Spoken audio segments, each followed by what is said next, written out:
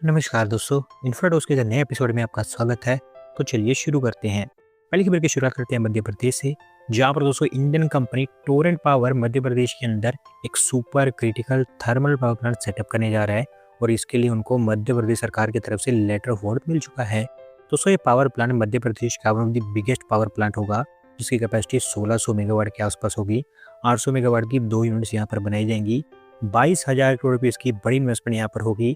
और भी सब बताया गया है कि Madhya Pradesh power management company limited ने इनके साथ में 25 इयर्स का पावर परचेस एग्रीमेंट भी साइन कर लिया है। यानी कि जितनी भी एनर्जी यहाँ पर जनरेट होगी वो सारी की सारी MP power management company limited यहाँ पर खरीदेगी। कंस्ट्रक्शन फेज के दौरान 8 से 10,000, जबकि बन जाने के बाद ऑपरेशन फेज में 1500 के आसपास जॉब्स यहाँ पर जनरेट हो पाएंगी। ओवरऑल लगभग 72 मंथ्स के अंदर अंदर ये तैयार हो जाएगा। अगली दो अपडेट रिलायंस इंडस्ट्रीज को लेकर है, जो उनकी एफएमसीजी बिजनेस के एक्सपांशन को लेकर भारत के अंदर अगले 3 सालों में 40,000 करोड़ रुपीस की इन्वेस्टमेंट करेंगे। और इसी के अंतर्गत उनके द्वारा एशिया से लार्जेस्ट फूड पार्क भी सेटअप किया जाएगा, जो कि आर्टिफिशियल इंटेलिजेंस, रोबोटिक्स और सस्टेनेबल टेक्नोलॉजीज के ऊपर ऑपरेट करेगा। दोस्तों रिलायंस इंडस्ट्रीज के द्वारा ये सारा का सारा काम उनकी सब्सिडरी रिलायंस रिटेल के थ्रू किया जाएगा, जहाँ पर 40,000 करोड़ में से 3,000 करोड़ रुपीस वो ऑलरेडी इन्वेस्ट कर चुके हैं। 12 फैसिलिटीज यहाँ पर ओपन की गई हैं उसके थ्रू, और एक R&D लैब भी उन्होंने सेटअप की है ऑलमोस्ट 1.5 लाख स्क्वायर फीट के एरिया में। आगे चलकर इसी तरह की और कई सारी फैसिलिटीज इस प्लान के थ्रू वो सेटअप करेंगे। अगली दो अपडेट तमिलनाडु से है, जहाँ पर दोस्तों तमिलनाडु सरकार स्टेट के अंदर स्पेस टेक्नोलॉजी को लेकर एक common technical facility centre setup करने जा रहा है, और इसके लिए Tamil Nadu industrial development corporation limited को रिस्पॉन्सिबिलिटी दी गई है।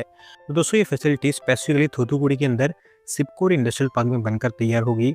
और तमिलनाडु सरकार जो स्टेट के अंदर एक पूरा का पूरा स्पेस इकोसिस्टम तैयार करना चाहती है, उसके लिए एक फाउंडेशन रखने का काम करेगा। Tamil Nadu industrial development corporation limited के द्वारा यहाँ पर टेंडर भी इशू किया गया है कंसल्टेंट हायरिंग को लेकर। जो भी कंसल्टेंट यहाँ पर चुना जाता है वो इसकी डीपी तैयार करेगा, और उसी के बेसिस पर अगर 1.5 साल के अंदर अंदर ये फैसिलिटी तैयार हो जाएगी। अगले दो अपडेट डोमेस्टिक मैन्युफैक्चरिंग को लेकर है, जहाँ पर दोस्तों भारत सरकार की बायो E3 पॉलिसी के अंतर्गत देश के अंदर 16 और बायो मैन्युफैक्चरिंग हब्स को तैयार किया जाएगा, और इसके थ्रू सरकार ड्रग्स, बायोफ्यूल्स और बायो फर्टिलाइजर्स की डोमेस्टिक प्रोडक्शन को पुश करने वाली है। दोस्तों बेसिकली इन हब्स में फार्मास्यूटिकल एजेंट्स, बायोफ्यूल एंजाइम्स और बायो फर्टिलाइजर्स री एजेंट्स प्रोड्यूस करने की बात की गई है, जो कुछ स्पेसिफिक और की कंपोनेंट्स हैं जो फिलहाल हम फॉरेन कंट्री से इंपोर्ट करते हैं। ऑलमोस्ट 1000 के आसपास ऐसी आइटम्स आइडेंटिफाई की गई हैं जो हम भारत से इंपोर्ट करते हैं, और उनको अब इन बायो मैन्युफैक्चरिंग हब्स में तैयार किया जाएगा। इन हब्स को रिसर्च इंस्टीट्यूट्स, प्राइवेट कंपनीज और इंडस्ट्री स्पेसिफिक नॉलेज सेंटर्स में तैयार किया जाएगा, जिसको गवर्नमेंट लैब्स, यूनिवर्सिटीज, स्टार्टअप्स और हमारे देश के बिजनेसेस एक्सेस कर पाएंगे। अगली दूसरा अपडेट गुजरात से है, जहाँ पर दोस्तों national highway authority of India के द्वारा भारत का पहला multi lane free flow toll plaza setup कर दिया गया है, और ये काम NHAI ICICI बैंक के साथ में मिलकर कर रही है। दोस्तों बेसिकली ये टोल प्लाजा NH48 पर जो रियासी फी प्लाजा के पास सेटअप किया गया है, जहाँ पर एडवांस्ड ANPR कैमरास और हाई परफॉर्मेंस RFID रीडर्स का इस्तेमाल किया जा रहा है टोल कलेक्शन को फ्री फ्लो बनाने के लिए।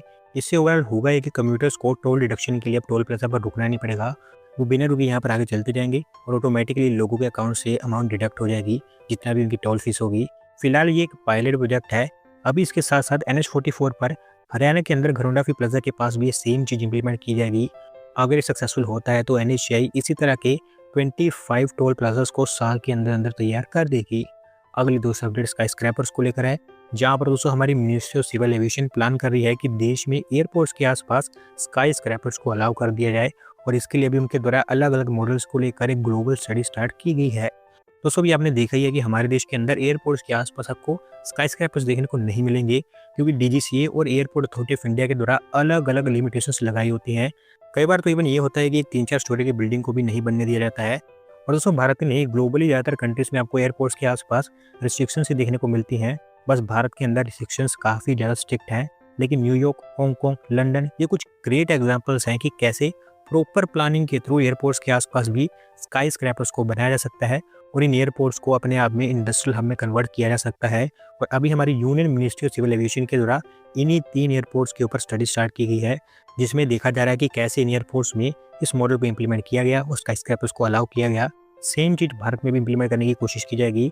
फिलहाल इसकी स्टार्टिंग देश के अंदर जो नए ग्रीनफील्ड एयरपोर्ट्स बनेंगे या फिर बनाए जा रहे हैं उनके आसपास से होगी, क्योंकि उनका मानना है कि एग्जिस्टिंग एयरपोर्ट के कंपैरिजन में नए एयरपोर्ट्स के पास बनाना इनको ज़्यादा आसान है। अभी देखते हैं कि कौन कौन से एयरपोर्ट्स यहाँ पर चुने जाते हैं। दोस्तों आज की वीडियो में बस इतना ही। अगर आप अपनी तरफ से अपडेट सबमिट करना चाहते हैं तो डिस्क्रिप्शन दी गई लिंक पर क्लिक करके सबमिट कर सकते हैं। और अगर आज की वीडियो पसंद आई हो तो वीडियो को लाइक करें, चैनल को सब्सक्राइब करें। धन्यवाद आपकी वीडियो को देखने के लिए।